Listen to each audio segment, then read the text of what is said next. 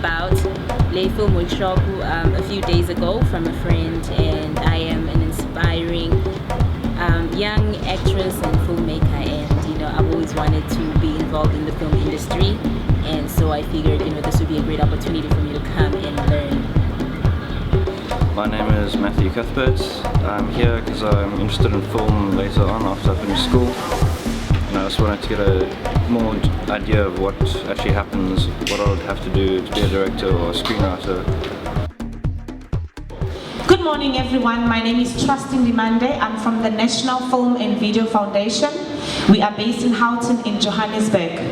The NFVF is just trying to reach out to as many people as possible to say, you know what, film does exist, and what is it that I can do if I'm interested in film. So in the next 2 days that you are here, you will be hearing from Mr. B, he's one of our trainers. He'll be doing a training, or rather a workshop on directing, what it means to be a director, really what is a director, breaking it down to that level. Tomorrow again we're doing a script writing workshop. So let's take film to the next level, and we really want to get to a point where people see film as a business. It's not enough that you come to the NFVF with a one-page script and you say, I need funding. But a proposal, you see film as a business like any other business that you want to do. If I want to start a spaza shop today, you do a proposal and you do your finances to say, this is how much I have, I'll approach A, B, C, D, and E for more funding. This is how I'm going to market my film. So it's like, you just do more. So it's not a case where I make money and I make a film and that's it and I move to the next, because I'm sure you want to get to a point where that film is making money for you, because that's what it's about at the end of the day. Of course there's passion, but you need to be making money. So hopefully, yeah, it's looking good. But for now, I will introduce Mr. Bonginta Tanube, but we call him Mr. B. He's one of the filmmakers who have a good relationship with the NFVF. He really helps when we need him, and he's also had an opportunity to travel to these international markets and festivals that I spoke about. So yeah, you are in good hands. Thank you so much. Mr. B, the floor is yours. What will happen now is we're going to be quick, so I will ask Uti, I can move and then I'll allow you to ask questions, right? We're going to start off with the 3 types of directors. There are 3 types of directors, and you seated here today are one of the 3. You can't escape it, it's a given. You have to be one of the 3. So let's look at the first one. The first one is referred to as the technical director, and the technical director will spend a lot of time with crew, because it's technical, right? Spend a lot of time with his crew, setting up shots, spends very little time with actors. Then he may just let the actors do their thing. So he's that kind of a director who will allow the actors to do their thing. You are an actor, you are a professional, I don't have to tell you how to do your job. The set is yours, deliver. That's a technical director. He may not know how to successfully communicate with an actor. Now, one thing I would like you to do, if you are going to take up directing seriously, is to understand acting. That way you will understand how to communicate with an actor, you will understand the language, and you will understand what an actor goes through. If you are not going to be able to buy maybe a book on directing actors, just write this one down. Directing Actors by Judith Weston. Directing Actors by Judith Weston. W-E-S-T-O-N. You can get it from kalahari.net. I don't know if we've got film bookshops. That book is so important and so interesting as well. It will give you as a director an idea on how the actor feels and how the actor needs to be directed. Let's look at a performance director. Performance director works with and understands the actor and the acting process. Also spends time with technical aspects of the shot and scene. But the performance director is more inclined towards the performance, right? From the actors. The new director. Who is the new director? Us. Thank you, including myself. New director knows a little about something, but not enough of the entire job of directing. These directors work elsewhere and get a shot at directing. For example, there might be executive producers, writers, or producer, or first AD, editor, actor, or an accountant. As the director, maybe you want to make a certain scene where maybe the certain person is near a falling building or something big, very big, and it's crashing on top of the person. Now, you're not the editor or any, you want to, how do you know where the rubble maybe is going to fall off, and how do you deal with situations like that? Okay. If you're going to have buildings crashing, cars exploding, and all those type of things, you need what is called a visual effects supervisor. The visual effects supervisor watches your shot, but with the mind of when we add the fire or when we put in the building falling, and then they know how to mark, so they would put like marks that will be used in editing at a later stage. They're called tracking points. Okay? I just wanted to have some kind of information from you now that you can share with us as a director, how one needs to handle himself in events like film festivals, where it's your first time, you've just shown your film to the audience, and now it's time for questions and answers. How do you handle yourself, against all of those questions, film critics and everyone else? First of all, this is a creative industry. Every person has got a right to criticize your work. You should know something. In filming, there is nothing like a bad movie. No.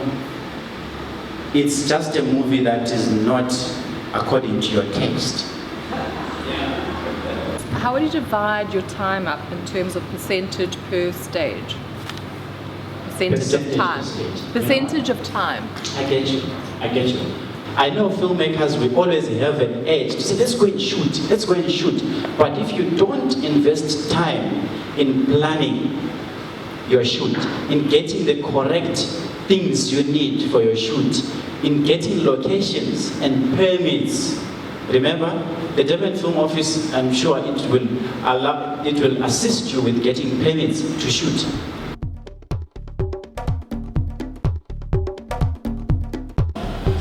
My first workshop, which I attended yesterday, was very informative. It took me from knowing zero about the filmmaking industry to knowing a hell of a lot about it already.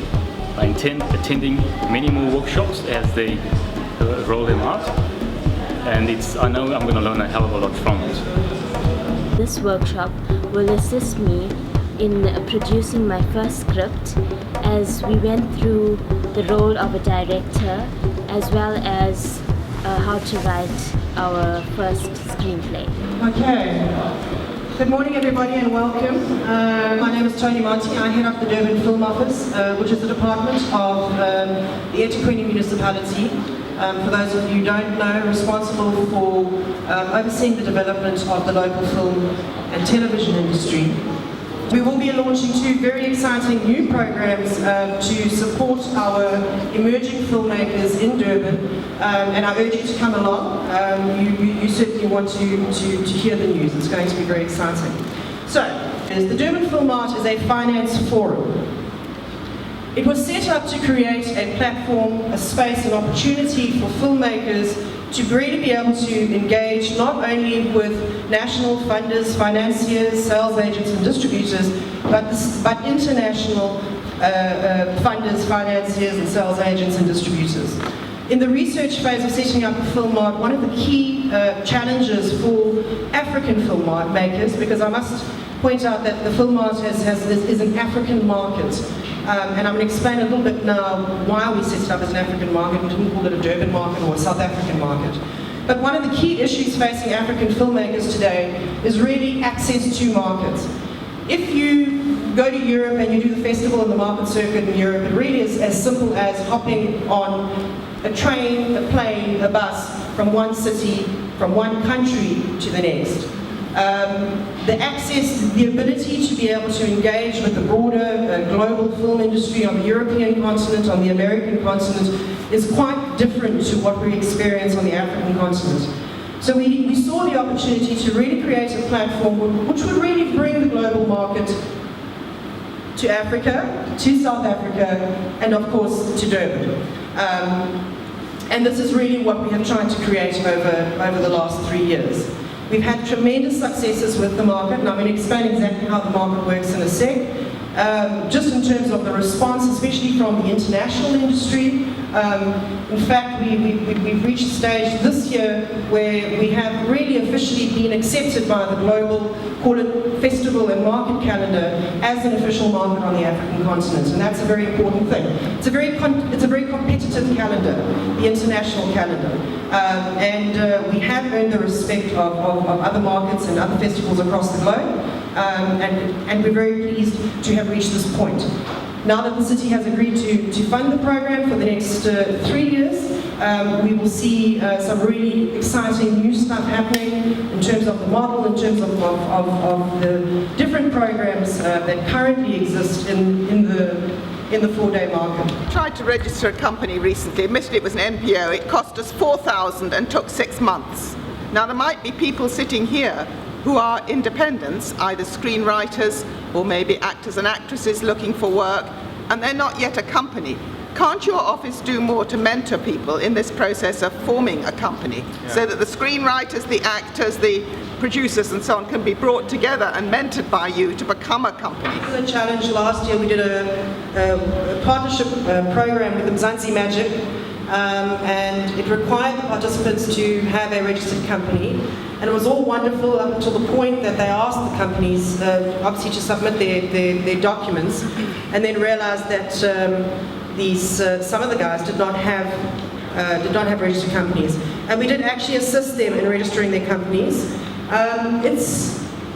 It's a very good point, and I'm going to ask people to just note that down, and at the next workshop I think we will put a focus on it, but it's a very important point. And I'm glad that you raised it, and I'm glad I saw heads nodding, because sometimes when we talk to filmmakers, they don't want to register a company. If you're going to be a professional filmmaker, if you're going to be a professional producer, it's quite important that you from an institutional perspective, that you have all of those things in place. Otherwise, it's going to be very difficult for you to engage with our programs, with the NFVF's programs, with other organizations' programs. It's going to be very difficult for you to approach companies for sponsorships and stuff like that. It just makes it very difficult for you to navigate your way through the business world. And this is a business. We've got to remember that. Of course, there's the creative side, but it is at the end of the day a business, and we must treat it as a business. I'm a producer. Some people bring their job to me, then I shoot it.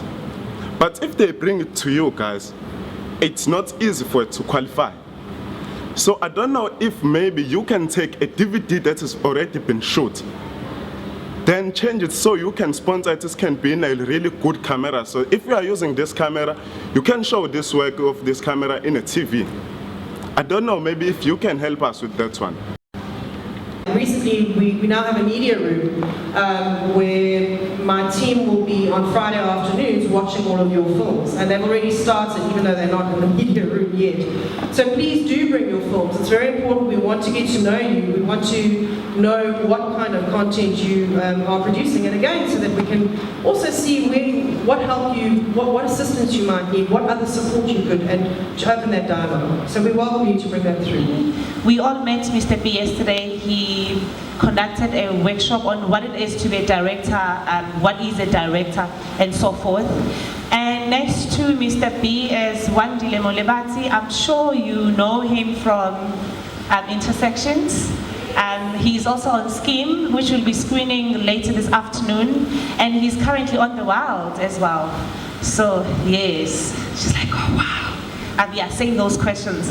And next to Wandile is Loiso Makoma. His name came up quite a lot yesterday because when I touched on the training programs that the NFVF offers, I made an example that Loiso is a scriptwriter. He also undergone one of our script writing workshops at the NFVF. Loiso was writing for Isidingo and he's just moved on to be a head writer on Scandal. So yeah, please give him a big round of applause. So yesterday when I was touching on the kind of trainings that we offer at the NFVF, we briefly spoke about script writing. So I just wanted to take you back onto that. Of course you had the love and you had the experience, but when you what made you decide now to say, let me go and do the script writing that NFVF offers? And just as a follow-up to that question, how has that helped you to kind of progress, to move forward? Yeah, I think first and foremost, I just have to express great gratitude to the NFVF because in all honesty, had it not been for them, I don't think I'd be here. There's a lot that obviously brings to the party. You have to have the talent, you have to have, I suppose, some level of education. They're attributes that you must bring to the party as well. But I mean, the basic process for me is, after my undergrad, I just sat down at a computer and I wrote.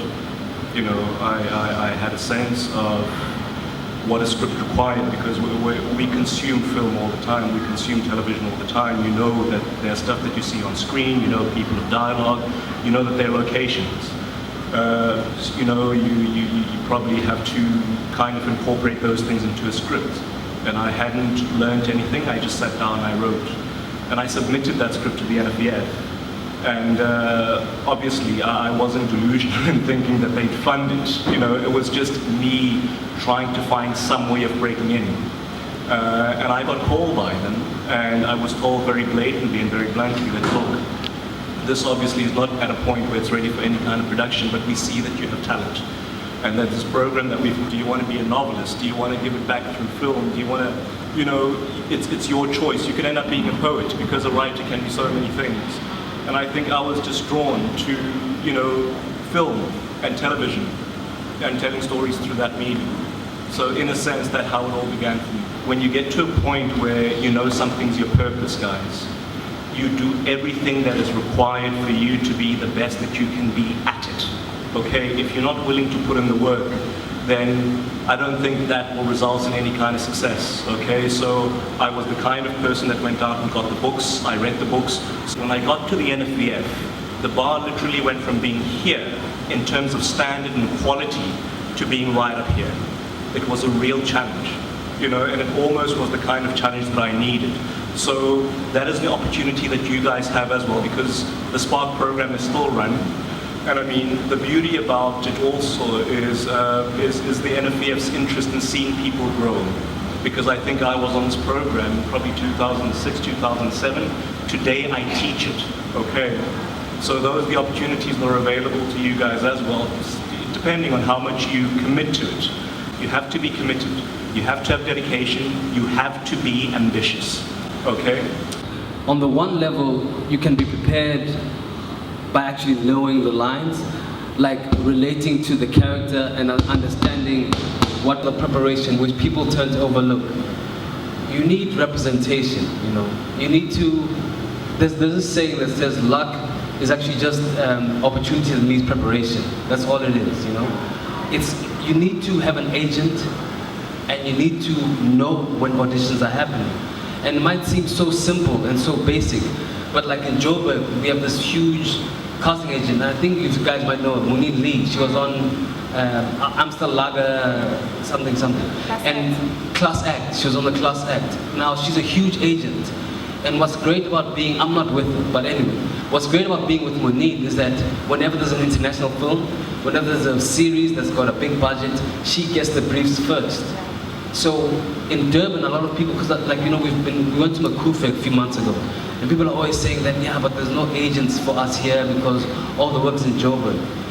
Unfortunately, that's the case around the globe. It's not just South Africa. People move to Los Angeles without work, without a plan, and they move there because that's where people are casting their films. And the reality is that if you're wanting to be an actor, you need to find an agent who's going to find you work. So you can go to the auditions and meet the directors and meet the loyisos and say to them, look, I'll be good to play a gangster, I'll be good to play a whatever, you know. It's about being ready for the audition, but also about being able to know about the audition. So I guess those two things. Wow. Working in a hospital, so when I work in a hospital, I'm more like influenced by more psychological.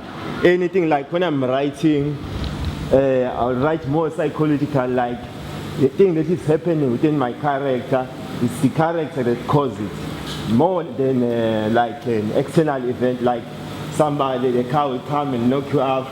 How do you strike a balance when you're writing for South African audience, if you want to write more like a psychological or must have an external event? Guys, there's certain principles that govern storytelling. You know, I'm not saying you can't do that, but it takes you to have walked a certain path. It takes you having acquired some level of experience under your belt to be able to do that. What we're going to talk about later is classical storytelling, guys, and introduce you to the fundamental principles that make an audience engage with a film. And I mean, just to kind of touch upon it very briefly, a big... Loyiso, please tell me, bro, what is the difference between a head writer and a script writer? Because a head writer sounds as if like a top dog. What's the difference exactly? What do you do? Don't get head writers in film. Film is a different animal. There's only the one writer, you know, that's who the story belongs to, or in fact what some production companies do is that if they feel they have a good concept, they bring in a script writer, what is called the hired gun. Okay? So a head writer oversees the department, they oversee the vision for the next few years about the direction that we want to take in terms of story. A script writer in the context of television is someone that works in the team under a head writer. Does that make sense? This workshop helped me a lot because, you see, as a radio drama writer, you need to know how to write a script, a film script.